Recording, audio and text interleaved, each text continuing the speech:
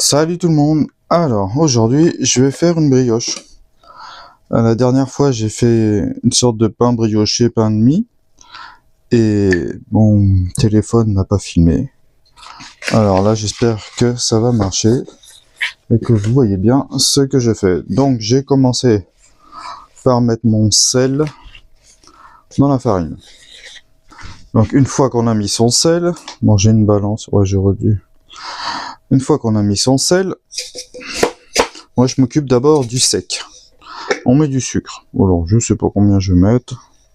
J'ai combien là? Je sais pas grand chose. Ça fait autour de 60.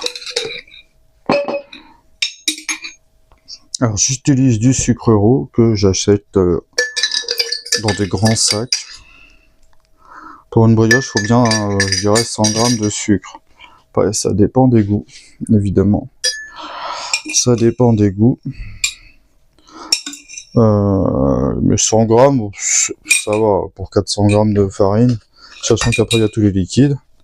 Donc une fois qu'on a fait ça, là on tourne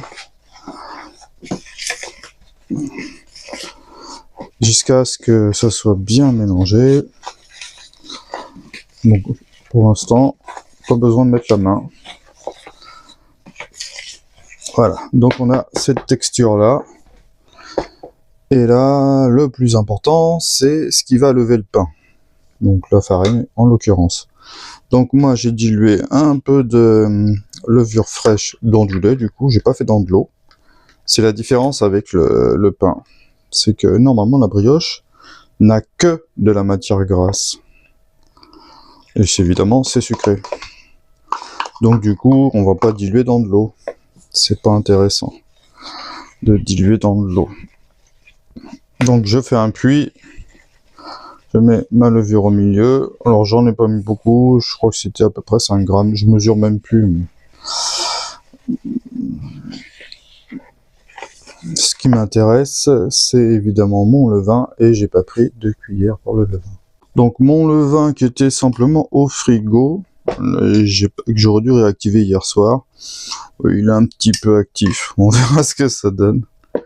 C'est pas normalement c'est pas comme ça qu'on fait. Hein.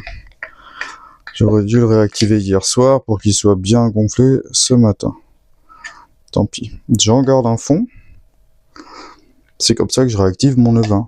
Parce que sinon j'en ai plus. Après je vais le refaire, le levain, et je vais le mettre au frigo.